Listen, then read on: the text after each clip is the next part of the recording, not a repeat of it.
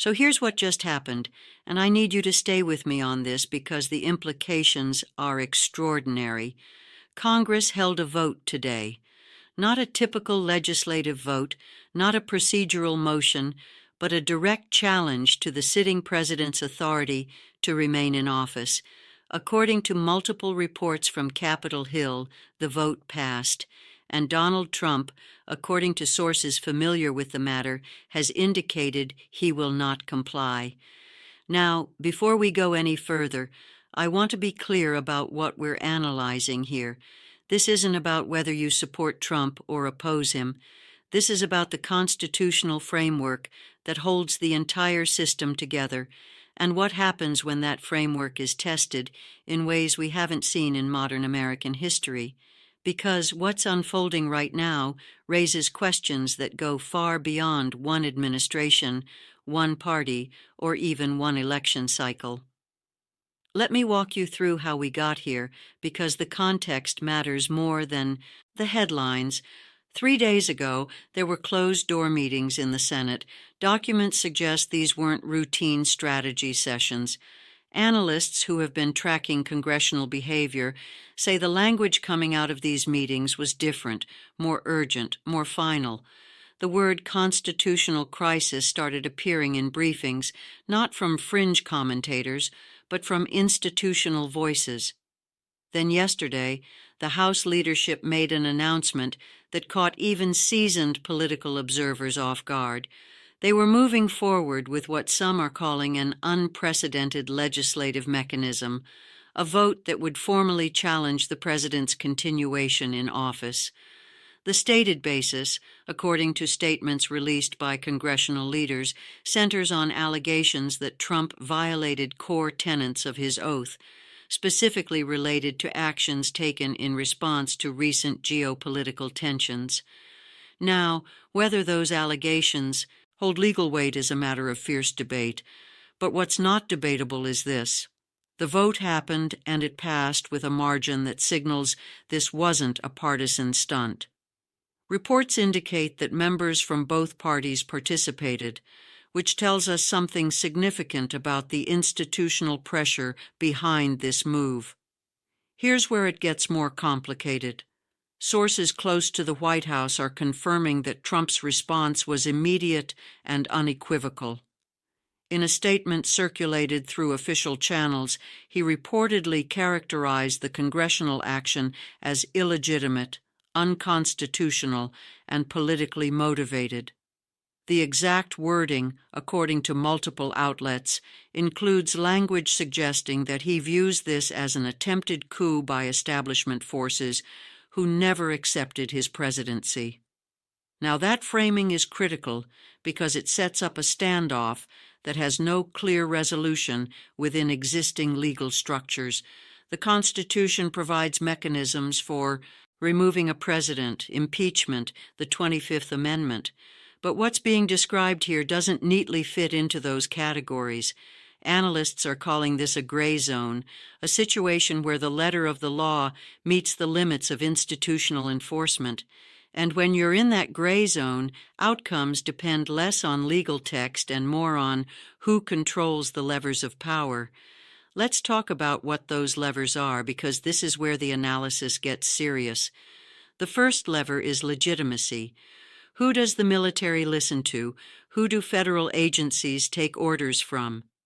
According to experts in constitutional law, the answer should be clear. The chain of command follows the recognized executive. But recognized is doing a lot of work in that sentence. If Congress formally declares the president no longer holds office, but the president refuses to acknowledge that declaration, you have two competing claims to executive authority. And in that scenario, institutions have to choose. The Pentagon has remained silent since the vote. That silence is being interpreted in multiple ways. Some see it as a neutral stance waiting for legal clarity. Others suggest it indicates discomfort with taking sides in what could escalate into a constitutional standoff. Historical precedent offers limited guidance here.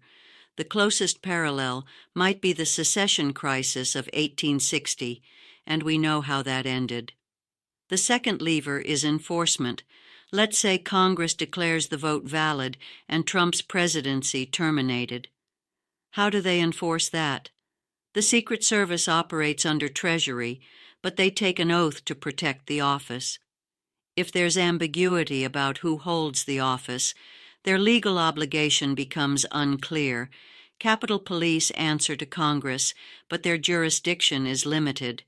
The FBI and DOJ technically operate under the executive branch, which creates a paradox if the executive's legitimacy is in question. Legal scholars are pointing out that this is exactly the kind of scenario the founders feared but didn't fully prepare for, a situation where the system's checks and balances turn into circular dependencies. You need the executive to enforce congressional will, but if the executive is the subject of that will, the mechanism breaks down. Now let's talk about public reaction, because this isn't happening in a vacuum. Social media is exploding with competing narratives. Trump's supporters are framing this as the confirmation of everything they've warned about, a deep state maneuver to overturn the will of the people. His opponents are characterizing it as a necessary institutional response to behavior they view as authoritarian. But here's what's concerning from a stability perspective. Both sides believe they're defending democracy. That's not hyperbole. When you have two large groups within a society, each convinced the other is dismantling the constitutional order, the risk of violent escalation increases exponentially. We're already seeing reports, unconfirmed at this stage, of protests forming in multiple state capitals. Some are reportedly pro-Trump demanding Congress reverse the vote. Others are counter-protests demanding enforcement of the congressional action. Law enforcement agencies in several states have issued statements urging calm, but the language in those statements suggests they're preparing for scenarios beyond normal civil unrest. Here's what strategists are watching. The state-level response. Governors have significant authority within their jurisdictions, and several have already made public comments. According to statements reported by regional news outlets, at least 3 governors have indicated they consider Trump the legitimate president, regardless of the congressional vote. 2 others have publicly supported Congress's action. The rest are staying quiet, which might be the most telling response of all, because if state-level executives start picking sides in a federal power dispute, you're moving into territory that fundamentally challenges the concept of a unified nation-state. Analysts who study political fragmentation point out that this is often how institutional collapse begins, not with a single dramatic event, but with a gradual splintering of recognized authority. Let me be very clear about what I'm not saying. I'm not predicting civil war. I'm not claiming the republic is about to fall. What I am saying is that the structures we take for granted, the assumption that legal disputes get resolved through established processes, the expectation that institutions will cohere around a shared interpretation of constitutional authority, those structures are being tested in real time, and tests like this have consequences even if they don't result in worst-case scenarios. Trust in institutions erodes, partisan divisions deepen, the next crisis becomes harder to manage because the precedents being set right now establish new baselines for acceptable political behavior. Consider the international dimension, because this isn't just a domestic issue. America's allies are watching this closely. NATO's cohesion depends partly on the perception of American stability. If the U.S. is seen as internally chaotic, adversaries interpret that as opportunity. There are already reports, again, these need verification, that certain nations are making diplomatic moves they might not have attempted under normal circumstances. Nothing overt, nothing that constitutes aggression, but subtle repositioning that suggests they're hedging against American unpredictability. This is what systemic risk looks like. It's not always bombs and invasions. Sometimes it's just the slow realization that the rules everyone thought were fixed are actually more flexible than assumed. And when rules are flexible, behavior changes. Now let's talk about the legal challenges because they're coming. Multiple constitutional attorneys have already indicated they're preparing cases to bring before federal courts. The questions they'll be asking are fundamental. Does Congress have the authority to remove a president through a simple vote outside the impeachment process? If they claim they do, what's their constitutional basis? And if their basis is contested, who adjudicates? The Supreme Court is the obvious answer. But even that's complicated. Several justices were appointed by Trump. Others have been vocally critical of him. Any ruling will be seen through a partisan lens, which undermines the court's authority as a neutral arbiter. This is the paradox of constitutional crises. The institutions you need to resolve the crisis are themselves implicated in it. Here's something analysts are pointing out that hasn't gotten enough attention. The timing. Why now? What triggered this specific moment for such an extraordinary congressional action? According to background briefings that have been leaked to journalists, the precipitating factor involves recent executive decisions related to military deployments and foreign policy. Without getting into classified specifics, the suggestion is that Trump authorized actions that significant portions of Congress believe exceeded presidential authority or endangered national security. Now, presidents have always had broad latitude in military and foreign policy decisions. That's part of the executive's constitutional role. But there are limits, and those limits are often tested during moments of heightened tension. The argument Congress appears to be making based on the language in their resolution is that those limits were crossed to such a degree that continuation in office became untenable. Whether that argument holds up legally is one question. Whether it holds up politically is another. And right now we're in the space where those two questions are colliding. Let's also address the elephant in the room. What if Trump simply stays? Not metaphorically, but literally. What if he remains in the White House, continues to issue orders, continues to assert executive authority, and simply refuses to acknowledge Congress's action? This isn't as outlandish as it might sound. Physical removal of a sitting president who refuses to leave is a scenario that has no clear operational protocol. The Secret Service protects the president, but they also protect the office. If there's a dispute about who holds the office, their operational mandate becomes ambiguous. Could Capitol Police enter the White House? Legally, it's uncertain. Practically, it would be a disaster. Could the military be ordered to intervene? By whom? Under what authority? These aren't theoretical questions anymore. People in positions of responsibility are having to think through these scenarios right now. And the fact that we're even at this point tells you how far outside normal boundaries we've moved.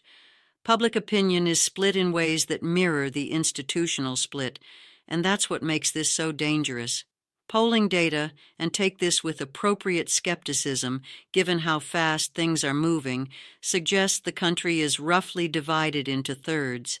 1/3 supports Congress's action and believes Trump should step down. 1/3 opposes the action and believes Trump should remain. And 1/3 is uncertain, confused, or waiting for more information. That middle third is critical. They're the people who could tip the balance towards stability or chaos depending on how events unfold and how institutions behave. If they see a peaceful, lawful resolution, confidence in the system might actually increase. But if they see violence, institutional breakdown, or blatant power grabs, that's when you get mass disengagement from democratic norms, and when a critical mass of the population stops believing the system can resolve disputes fairly, the system stops functioning. Here's what we know is happening right now based on confirmed reports. The Speaker of the House has scheduled a press conference for later today.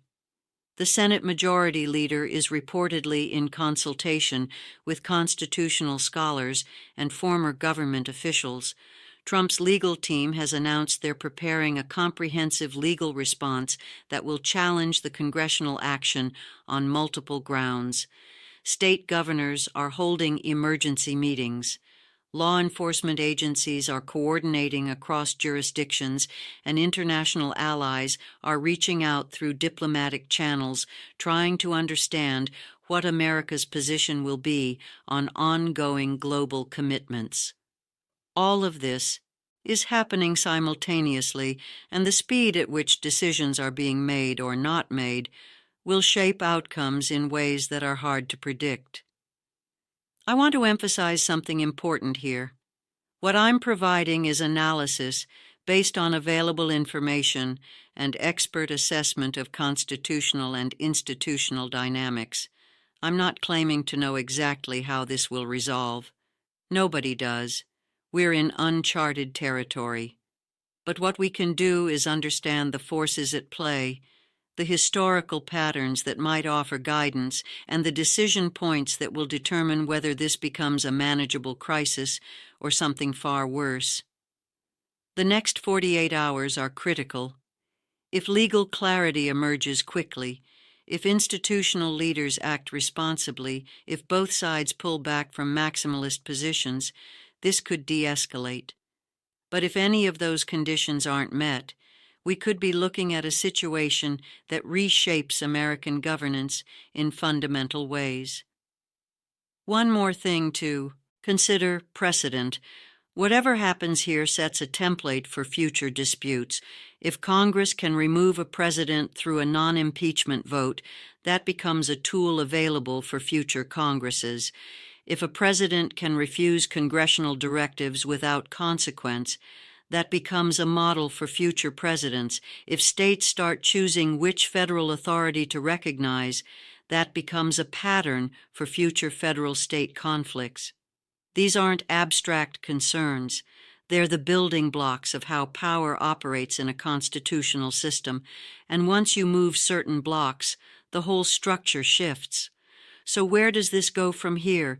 The honest answer is, it depends on choices that haven't been made yet. It depends on whether legal challenges get expedited to the Supreme Court and how quickly they rule. It depends on whether military and intelligence leadership signal their position publicly or maintain studied silence. It depends on whether protests remain peaceful or turn violent. It depends on whether media coverage amplifies conflict or encourages restraint.